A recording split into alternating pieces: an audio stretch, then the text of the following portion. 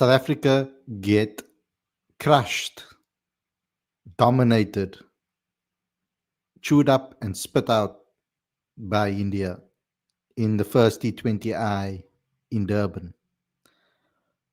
Power and finesse.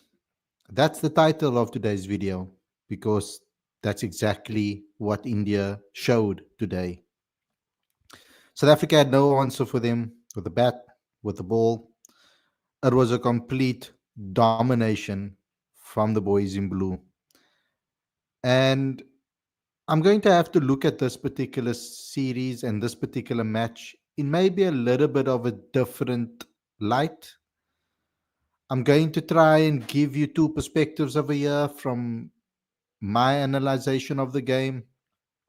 So just bear with me through these theories and through this way of thinking. But I'm going to start off by just purely reviewing the match as it is and just giving my thoughts on this match as a singular game. I'm so sick of watching South Africa get dominated, to be honest with you. But anyway, let's get into this. But before we get going, before we get started, I'd like you guys to please do a couple of things for me, please. First and foremost, subscribe to the channel, click that notification bell for all future videos, please. I'd also like you guys to please smash that like button. And also, once this video has finished streaming, please get into the comment section and comment below. Leave me your thoughts and what you think about this game and all of those type of things in the comment section. It really helps out the channel and it really helps out the video. It really helps us spread. So please go and do all of those things for me as well. Go comment in the comment section, please. It really will help me out a hell of a lot.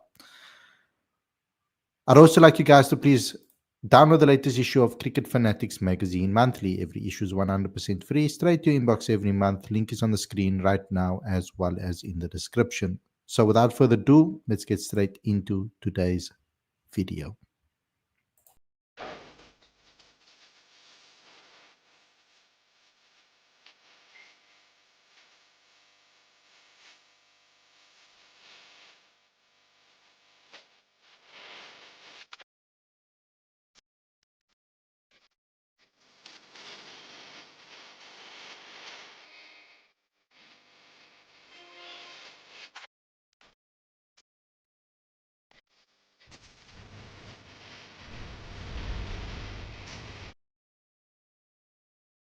Evening, everybody. Welcome to Cricket Fanatics magazine. This is your review show. I'm your host, Khalid Moeddin. And this is the show where we talk about the first T20I between South Africa and India from Durban or in Durban that took place in Durban. I'm going to start off with a toss. And I'm going to look at this game as a singular. It starts off with a toss. It was a strange and weird decision from a South African standpoint. If you are going to take this game as a singular game and as a game that South Africa wants to win, taking all the other things that I'm going to speak about later out of the equation, we're just looking at this game as a singular game. South Africa want to win this match.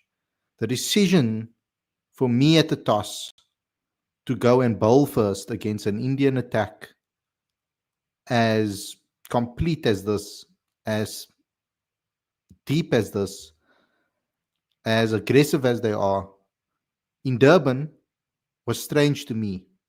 Because in South African conditions, generally speaking, doesn't really matter where you are, but particularly in Durban and Gqeberha, chasing it under the lights can be quite tricky. That's always been the case at this venue, I feel. Yes, okay, in some SA20 games, there's been a couple of chases that were successful on this ground.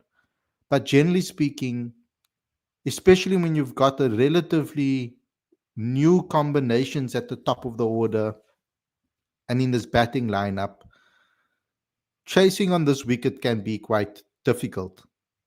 But nonetheless, we opted to bowl first. But we bowled poorly. Other than taking that wicket in the fourth over of Sharma, South Africa's lines and lengths were all over the place for majority of the game. Okay, yes, they took wickets of the rest of the batters, and ultimately it was Sanju Samson's show for India. But to be honest, really, the rest of the batting lineup didn't really have to do much because Sanju Samson was so amazing. It's the fastest 100 against South Africa by India, by an Indian batter. The fastest. And I just want to take a couple of seconds just to think about that. The last times a South African scored 100 against South Africa, it was Sky Yadav that did it off 55 balls. Sanju Samson did it off 47. He ended up with 107 of 50 balls, 10 sixes, 7 fours, a strike rate of 214. He slaughtered South Africa before Ngaba Peter took his wicket. But by then it was absolutely too late. The falls of the wicket, as you can see over here on the screen. Yes, we took Sky's wicket in the ninth, but then we allowed Varma to get settled in, 33 of 18. All that Samson really needed was some cameos here and there to push up the run rate, to keep the run rate at a nice, decent rate. I mean, they scored at over 10 runs per over throughout this match. If you're looking at the whole, I mean, at certain points they did score like 14, 12, 14 and over. But generally, if you take the average over the whole entire match, they scored at 10 runs and over. And we were poor. The lines and lengths were poor. Spinners bowled poorly. I mean, okay, yes, they took a wicket each, Ngaba Peter and Keshav Maharaj. And Keshav did pull it back quite nicely, but he started off very poorly. And in conditions that he's supposed to be very familiar with. He's a Durban boy, plays for the Dolphins, captains them when he's available. So he should know these conditions in and out. So for him to start off as poorly as he did was a big disappointment for me from a bowling perspective. Can understand Ngaba Peter, he's still a young bowler, still trying to find his feet. Patrick Kruger was basically a waste in this match completely with the ball and with the bat. Didn't really contribute at all besides taking a wicket. And the wicket wasn't down to him, really. It was down to a good catch from Somalani, ultimately. And it came at a time where they were really running havoc. And when we took that wicket, I thought that South Africa actually pulled it back quite nicely towards the end of the match. So, despite them being so dominant, they scored all of their runs by the 15th over to put themselves in a safe position. Then it was just bonus wicket. Then it was just runs to try and take them as close to 200 as possible. And they ended up getting there. They ended up getting there comfortably. When Sanju Samson lost his wicket, it was in the 16th over. And they were already on 175 for 4. So I think that's a total already that is strong. But then it will just be bonus runs for them. And they got those bonus runs. Rinku Singh got 11 of 10. And the rest of the guys just contributed here and there, putting in some runs here and there. But ultimately, they got to the 200-run mark, 202 for 8 in the end. And it was a tough task for South Africa. Best bowler for South Africa was Gerald Coetzee, 3 for 37. Was quite expensive, but he took 3 wickets. I was very impressed with his bowling performance today, to be honest with you. Marco Jansen bowled really well. I have to say, it's good to see him back. He bowled a hell of a lot of good Yorkers. 1 for 24. He got a run out as well. And a wicket off a no ball, which irritates the crap out of me. I hate it when a wicket is taken on a no ball. It's just painful. Somalani bowled okay. He got targeted a bit. He got 0 for 27. But overall, the pick of the bowlers was Gerald Coetzee because of the wickets column, not because of the economy rate necessarily, but because of the wickets column. 202 for 8, and the commentators and pundits and some South African fans would have probably been optimistic about South Africa's chances. I was, I didn't have any feelings, to be honest. I was emotionless. When I saw 202 on the board, I was like, that's a big, big ask for South Africa. And I knew from the start we were going to need a good power play and a good opening partnership to set the platform. Aiden Markram once again started off beautifully. 2 beautiful fours. Test shot batting. Throws his wicket away again. Ryan Rickleton got a good start, 21 of 11, 3 fours and a 6. He also ended up losing his wicket. You could say relatively cheaply as well because he miscued the delivery of Varun. Tristan Stubbs couldn't get himself going. Andy Klaasen was looking. You see, I knew when Andy Klaasen wasn't necessarily timing the ball that well. It's a little bit rusty. So I'm not going to be too critical of Andy Klaasen, really. He was struggling in the CSA T20 Challenge as well to time the ball. So I think he's going to need some time to settle himself in and get himself going. He got 25 of 22, though. He 2 fours and 1 beautiful 6. David Miller, 18 of 22, also struggled to get going, struggled to get out of the blocks.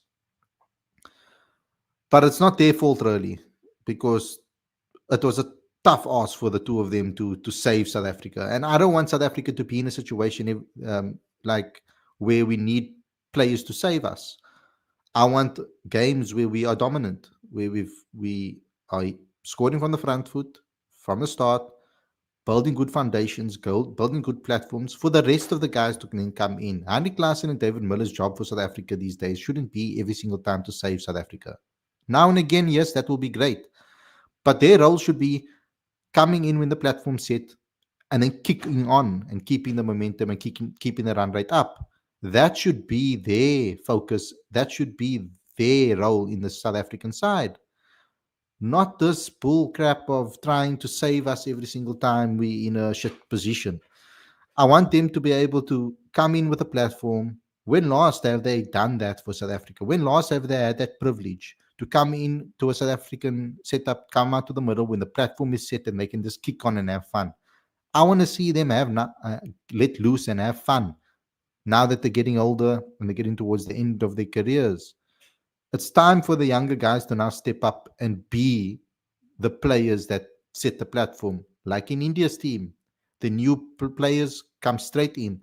Now, yes, that is a result of having a good IPL system for many, many years. They've put in that foundation. They've had plenty of years of IPL.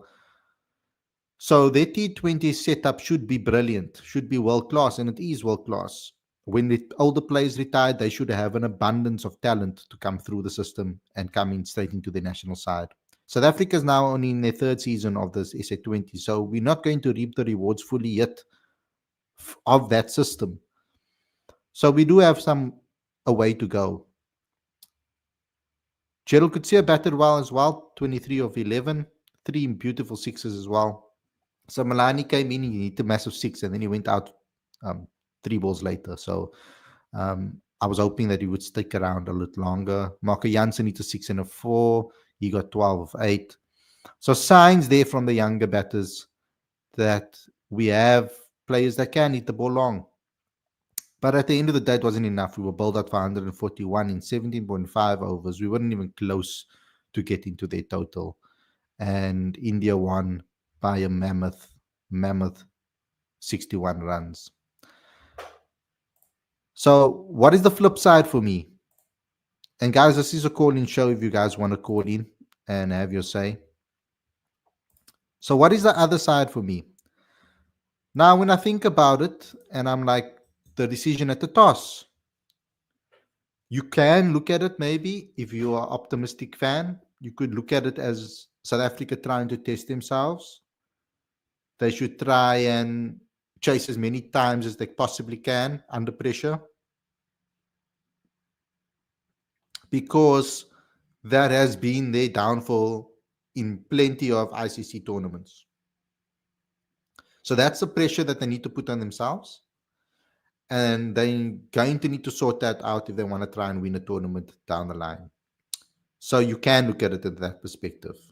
But that's really looking at it optimistically because it was a terrible performance from South Africa today. India deserved it 100%.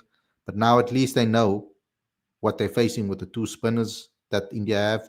Maybe they're relatively new to some of the guys, but most of them would have faced them in the IPL. Akshar Patel didn't even bowl many overs. He came in quite late, and he's world class as well. So knowing that from what the team lineup is and who they have in their setup and how many spinners they actually have in the side, the decision to bowl first, was a really, really terrible one in my opinion.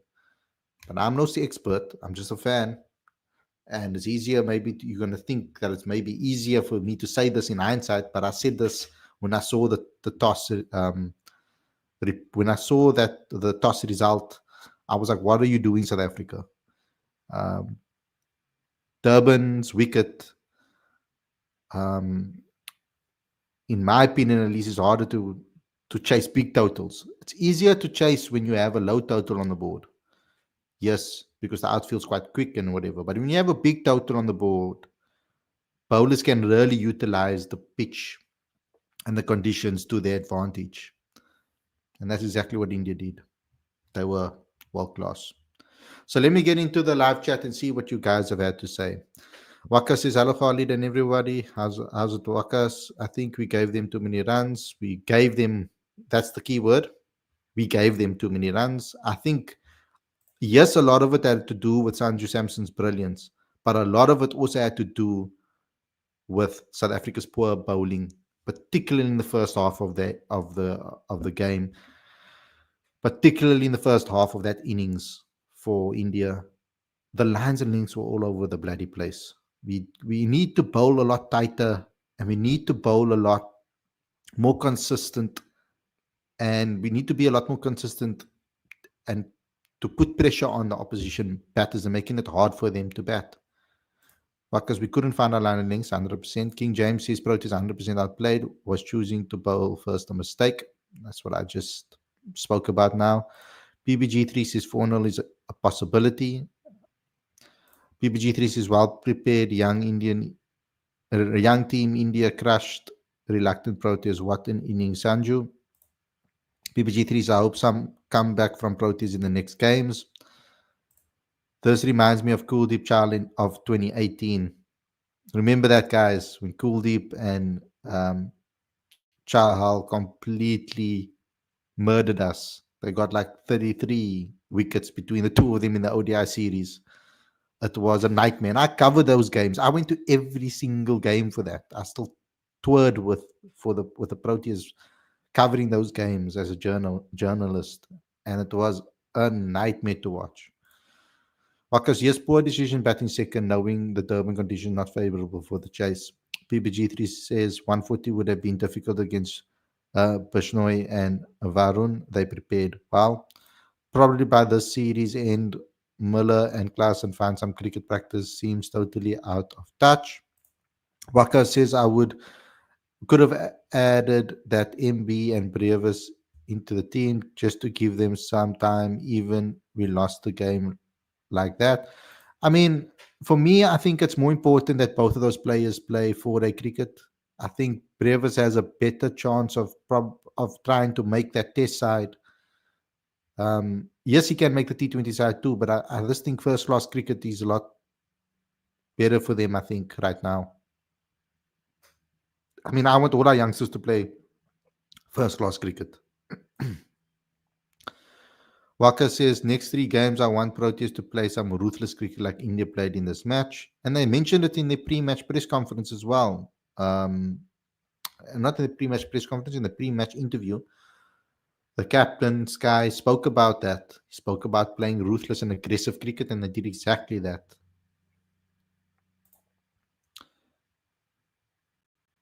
Baralvi says, well done, Proteas. Well done, Peter and Samalani should be more proud. Daniel says, need our best guys playing. King James says, Indians overpowered us. Okay, so there is a caller waiting on the line. So I'm going to get to the caller first before I get back into the live chat. We've got um, Kapil here with me. I think that's how you pronounce it. How's it, bro? Welcome to the show. Hello, sir. Hello, sir. How are Uh, you? I'm fine, thanks to you, man. What would you like to say? Sir, I just wanted to know where is Yaneman Malan nowadays, despite doing well in white ball cricket. Yanaman Malan is currently playing at Northwest. He had a terrible season at Boland over the last 2 years.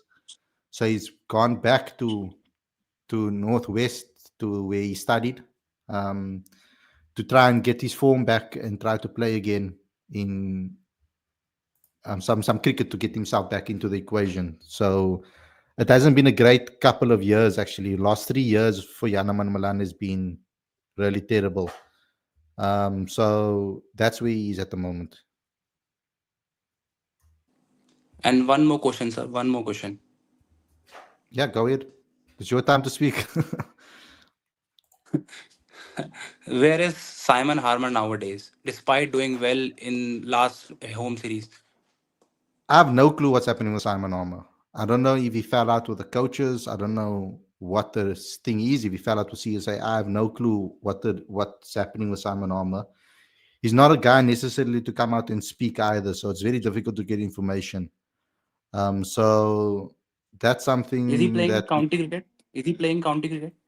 I'm sure he is playing. Let me just have a quick check. I can check that up for you quickly. I haven't really been looking at that because we have a lot of younger guys in our system that are coming through that need an opportunity. So if you're looking at office, for example, Senator Sobrayan has been performing extremely well in domestic cricket for the last 5, 6 years. So if they want to give an off spinner an opportunity, it should be him, if I'm thinking about it. But yeah, Simon Harmer is currently playing county cricket. Not doing Okay. amazingly there, really.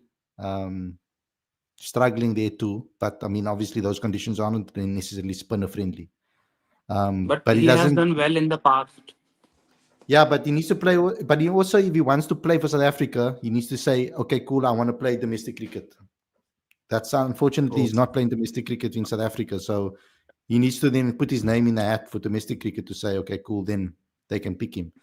That's majority. That's what Dane Pitt did, for example. Dane Pitt was in America, and then they called him, and then what he decided to do is go play for the Knights so that he can get back into the South African setup again. So Simon Armour has to do the same if he wants to play for South Africa. Thank you so much. Thank you so much for adding me. Thank you, thank you. Okay, I'll get back into the live chat again, guys. Um, Thank you for the call there, bro. I'm lost now, so I'm just gonna go from anywhere. Cricket corner says remove quota system first. Um, America Mobile says South African mentality is down, no change in mind. Fawaka says I gave it up when decided to bowl first. Pratik says just witnessed the 2-0 whitewash against Bangladesh left us wanting to watch Proteas a lot more in the whites. However, we again got to see T20 match that convincingly broke the winning momentum. It's crazy, man. It's like you just start watching Test cricket and we get this amazing victory against Bangladesh, and then you have to go back to those problems again. Cricket says, where's Yanaman Malan in white ball cricket? Where is Simon Armour in Test? Um, so yeah, I just answered that. I think that is that the caller that called in now. Yanaman, for example, in T20 cricket this season has been average, actually, to be honest with you. He got 40 against the Knights. He got 26 against Province, 35 against Boland, 21 against Dolphins, and then he got 111 not out against Warriors. Then he didn't bat against the Titans. I think the game rained out, perhaps. Then he got 14 for the Lions, and then he got 2 for Northwest. So other than that 100, he didn't really score much runs in the T20 challenge. So for people to be calling back for him, he needs to prove himself in domestic cricket. And now in his first game in first class cricket, he got 8 in the duck. So he really needs to start scoring domestically if he wants to get selected again. Dex bowling first was a big blunder. Rob must explain this. Pratik says Markram should have been given a break in the T20 series. Hard to build an innings in T20 format. Could have brought in Brzezinski or Brevis instead while he's the captain. So I don't think they're going to rest the captain, to be honest. Priyanshu, if SA want to win trophies, then remove quota system. SA lost World Cup 23 because of quota system. I don't agree. Pratik says Makram should have been given a break in the T20 series. Hard to rebuild. I'll tell you why I disagree with this, because they removed the quotas for the World Cups. They didn't pick based on a quota. They picked the best team. They didn't need to pick for quotas. There was a big fallout politically with the government because of that, because we decided not to put the quota system in for selection for the World Cup 2023 as well as the World Cup T20 World Cups. So yeah, you're incorrect there. We lost because of mentality.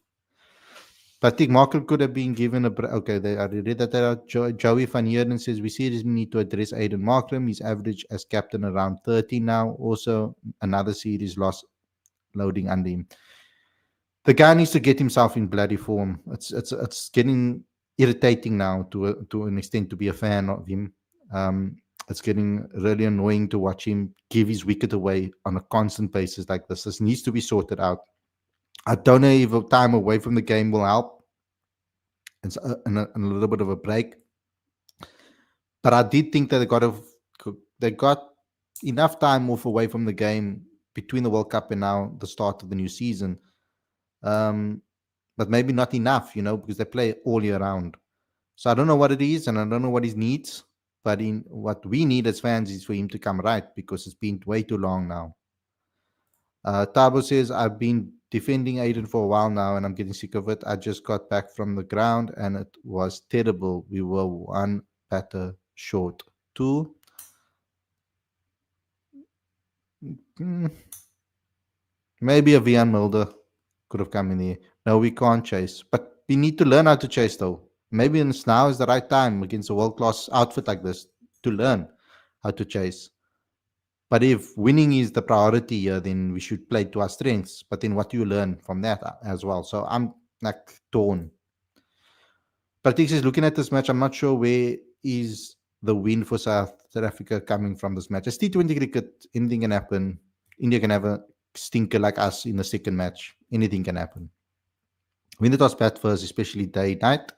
Joseph Van Heerden says Markram's average as captain is now 13 and people still defending him. I'm not. NY Times Square is better to have Donovan at 7 than Kruger. I don't know why Kruger is getting chances. He didn't do great in SA22. At least Donovan will win you almost gone one game. Donovan also didn't have a great T20 series. Also didn't have a good T20 challenge, where Patrick Kruger had a very good T20 challenge and he had a good series in his last series for South Africa. Proteas are Ashdeep in trouble. That's a good one. I was read it differently there. Proteas are arse deep in trouble. Uh, Tabo Gama says, I would like Rivaldo Munsimon to get an opportunity. He has been good for the Titans in the last two T20 challenges. It's a shame he doesn't have an SA20 contract. There are some technicalities I feel in his game, perhaps, that maybe some of these people have picked up on, or some coaches have picked up on, that he can get easily found out, particularly when he's not playing at home or in the Highveld. But Peter, just remember that he's a spinner. He must try to spin the ball. He's constantly 95, 100 kilometers, no flight, no gal. Wilbur, that's true. There's a lot of work that needs to be done there. I would love to bring Imran Tahir into the coaching setup as a spinning coach, as a consultant even. I saw him work with a lot of young spinners when he was in the MSL, and he really helped them out a hell of a lot. And I think we could do with someone like him and to come into our SA20 setup or into our Proteas setup even to try and help our spinners out. Next game, Michlali in for Kruger. I would like to see Michlali play. That guy has an amazing mentality. We don't know how he will. I will handle the pressure of international cricket. It's completely different pressure. In my time, Kohli was more nightmare. Thank you, deep child. That time, blood score 100 for fun. Why didn't we have any backup opener in the series? We always used to be one batter short, and now there was extra one gone. I don't know the reason why Matthew Brzezinski was left out. I would like someone to actually ask Rob that in the next presser. I don't always have the time to get to the pressers. Maybe the next time there's a presser with Rob, I'll maybe ask him that question if I have the chance to go to all the pressers to the presser. Kohli as was at this prime when he touched here in when he toured here in 2018. I'm reading terribly. NY Times Square says Mulder Marco could see a 789 will surely give us 26 World Cup. Lawrence Bailey says, when we gonna hold this coach accountable for poor results? Outside of World Cups, we've been horrible in bilateral series under him. He picks the squad the bug so the buck starts with him. Bailey, bro, Yanaman can't buy a run. Exactly. I don't care about series win lose until youngsters are. Huh?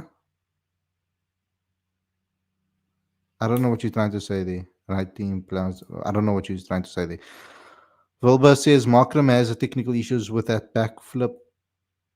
His bat comes down with an angle coming from fine leg instead of coming down straight. He's very susceptible to nicking off. He's susceptible to nicking off, yes, but sometimes he plays the shot that he doesn't need to play.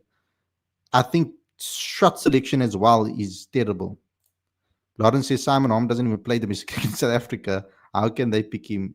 He only plays county. Exactly. Tabu says Malan did well in T20 Challenge last month. Surely he's. No, he didn't. He scored 100. That's it. The rest of the scores were terrible. So, bar 40. Lawrence says we can pick youngsters all we want, but if we continue to lose matches horribly, these youngsters won't leave these series with any confidence whatsoever. That's also true. You need to bring the youngsters into the correct environment. That's the key.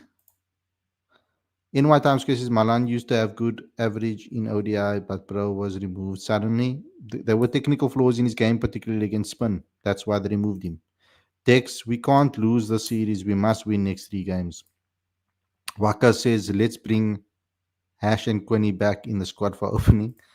Texas' only positive from this match was Gerald and Marco with both bat and ball. Good signs for us moving forward with to all around options in all 3 formats. Text only positive. Okay, you already said that. I feel Maharaj should come to bat at 11. Bro, can't touch bat. I'm batting. I don't know what's happened to. Like I said on the previous shows, I don't know what's happened to his batting. Burton says, no, Khalid, I can't agree with you. He needs to get dropped. I'm sorry, but all those excuses. Sorry, but this can't go on. Drop Aiden. Oh, no, I'm not making excuses for Aiden. Um, it's just difficult to drop your captain, though. They shouldn't have made him captain if they want to. It's the same with. It was the same. I'm gonna have the same energy like I had with Tim Bavuma. If your player if a player is out of form, it's not a great decision to make him captain then. And like we said on yesterday's show, Aiden doesn't look out of form because he's hitting the ball quite nicely when he does connect. He just tends to get himself out. And I don't know what it is mentally in his head that's just making him do so. There are maybe slight technical flaws um, like Wilbur said earlier on. But besides that, I think it's more mental. And he needs to sort himself out. Lawrence says we can't blame our best and most consistent T20 batter in Riza tonight, can we? Riza haters. At least positive about match is Marco performed good against India. Man used to get hammered every time India faces in the white ball. Paul says Kruger must be a spray painter after hours. He really sprayed the ball all over the place. Dex says Aiden needs to watch his highlights from 2022. We need 2022 marking them back. We need the cock back, says M. Sabir Khan. Tabo says, I don't believe Aiden Markram should be dropped. You can see he's hitting the ball well, but it's his mentality, his biggest issue. If he can get over it, he will be a beast. Lawrence says, sorry to hop on this point, Khalid, but I'm starting to look funny at Rob now. Outside of World Cups, he's been terrible in terms of results. We're losing series after series, yet no one talks about it. We talk about it. We're sitting here all the time talking about it. We talk about it on every single bloody show. And okay, in a lot of the series, though, we need to look at it also, look at the facts as well. Besides the facts that he's losing, there has been a hell of a lot of experimenting going down in our series leading up to World Cups. That has been the kind of Rob's whole vibe. Is he's been experimenting a hell of a lot, giving a lot of people opportunities. There's been a hell of a lot of T20 matches where we're not even playing our best team. So there is still a lot of things that South Africa need to sort out by finding the best next talent that is ready for international cricket. And unfortunately, that is what Rob's trying to do. And when you experiment as much as he has done and has been doing, you're going to lose games.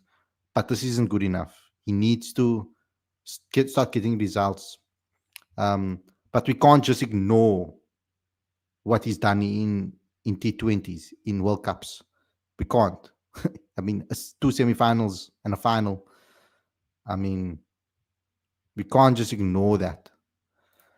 After Aiden, who do we have as a captain choice? Is there any good captain in the team besides senior players? I mean, David Miller could do it. He captains, I think, is a 20 side.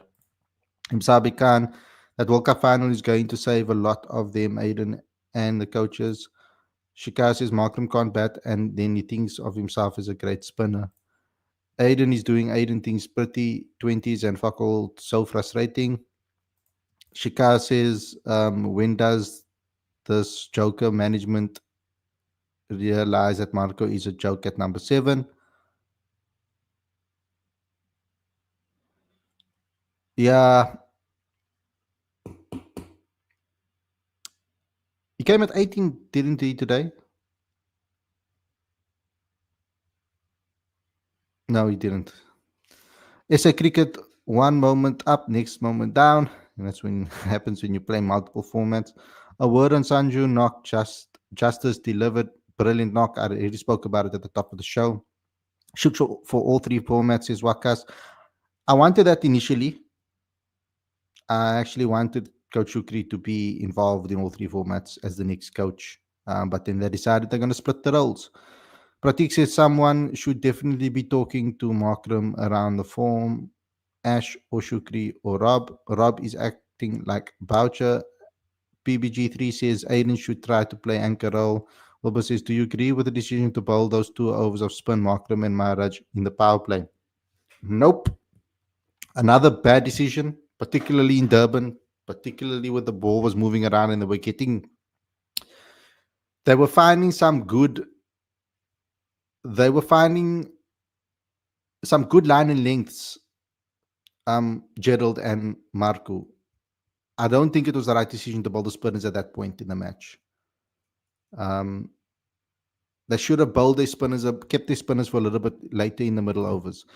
Suspense still on Cape Town, on CT Trophy, whether it will happen in Pakistan, on Champions Trophy, whether it will happen in Pakistan. I heard SA is also one of the options in the contingency plan. Let's see what happens. I get the context, but there's a way of losing, though, and it's certainly not this. Yeah, exactly. Now, that's also the thing. There's a way of losing. You don't want to be completely flippant dominated every bloody match. That's what I said at the top of the show. I'm so sick of watching South Africa lose so bloody hard. Why can't we, if we lose, why can't we go down fighting? Why do we have to capitulate like this every fucking time? It's ridiculous. It really irritates me. We shall bring Bellingham Brevis in T20. Shabir, where is the fire? India robbed us in the final. NY Times Square, Kutsia with batting just increases his auction value. Yeah, Rolando looks like they are fulfilling quota numbers. No, I don't think so. At least Marco bowled some Yorkers. I mean, which player in here do you think is fulfilling quota numbers? At least Marco bowled some Yorkers tonight, so that's a positive. I guess normally he gets pumped at the death, 100%. At least he's bowling Yorkers, exactly. That's what I said at the top of the show. I said, I'm glad that he bowled Yorkers. I'm glad to see that he's been working on those because that's what he was good at in the past. When he was a younger player coming through, his Yorkers were potent. He had a good bounce on him and a good Yorker. I want a world class coach like Ponting, Sangha, Langer, etc. But CSA doesn't have the money. Yeah, start the GoFundMe, guys, to get them in. Ronaldo says, is Shamji not in plans? I don't know. It's quite shocking that he actually pulled out of a contract for South Africa. I don't know what's happening with Shamsi now. Shikar says, I hope the series doesn't affect the two crucial home tests series coming up. Shamsi would have been brilliant for someone like Ngaba Peter. Like having Shamsi in the squad plus having Ngaba Peter in the squad would have really helped his development, man. Because Shamsi is such a brilliant guy and he's not shy of helping people and trying to give them advice, etc. So he would have been the perfect big bro to put his arm around Ngaba Peter and really help him out. P-Dog tweeted about Klaasen being horrible in CSA and tonight, what is wrong with him? He wasn't good in the CSA T20 challenge at all. It was like he was super rusty. Marco with mullet looks good. T20 bowler now. Happy Maharaj batted after Kutsia. Rolando says Klaasen and Miller struggled a lot, which piled up the pressure. Oddball holding, but surprised to see them struggling. They struggled because the pressure was already there. Our top order needs to put a platform up. At least put some runs on the board. At least put 100 on the board. Marco seems to have improved a lot. Marco will have these times. Marco was always good. It's just that he was. I felt he was fatigued. He was playing a hell of a lot. I don't think he had a break since he got his debut for the Proteas. Lana says, guys in the chat need to chill. Saying. I'm not saying sack Rob. I think that's what you want to say. We just want better performances. That's it. Yes, Shamo was the number one bowler for us for a couple of years. I hope we win at St. George's. Says Tex, we need Kyle in the team to stabilize the middle. Mm, Kyle, Matthew Bretsky, we need, man. That's what we need. I don't know why they didn't select him in this match, in this tour. I don't know if it's maybe he wanted to play. Maybe he decided he wants to play first class cricket. I don't know.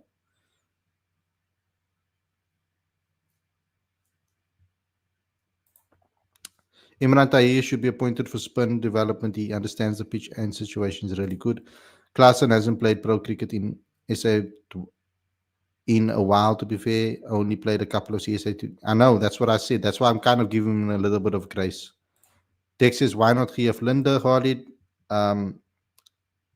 After his massive injury that he had last season, he's kind of needs to come back into the fray again. I don't know whether he's had conversations or not with the coaches. It seems like he hasn't. Um, but they need to start communicating with everybody and start. If they want to test, they need to give everybody that is performing opportunities. Tristan has played a lot of cricket in all formats this season so far. Yes, he has. And Orlando says Rickleton will get IPL contract after that 6. Yeah, it tends to work that way, doesn't it? After this series, if Rickleton has a good series, he'll probably get picked up in the IPL. I mean, they already are looking at him because of the SA20 and the way he performed last season in the SA20. So let's see what happens with regards to that. Anyway, guys, thanks a lot for tuning in. I hope you guys enjoyed this episode. Don't forget to smash the like button, comment, share, and subscribe.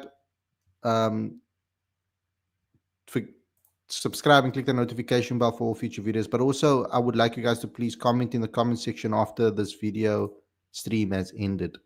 Please go in the comment section and leave your thoughts, what you think, uh, and any questions you have, etc. I'll try to answer as many as I can over the next day and a half. We in Kabeja next, so hopefully we can win that match. Um, with regards to changes, I probably want to see Mkhlani Mapungwana kind of opportunity instead of Kruger. Um, and I think that's basically the only change. We'll probably see Riza Hendricks come back. He's ill at the moment, so you'll probably see him come back into the side again. Will that change much? Who knows? We don't know which Riza Hendricks will turn up on the day. But thanks a lot to everybody for watching, and I'll see you guys again on Sunday for another review show. Take care, stay safe, enjoy the rest of your evening. Peace out.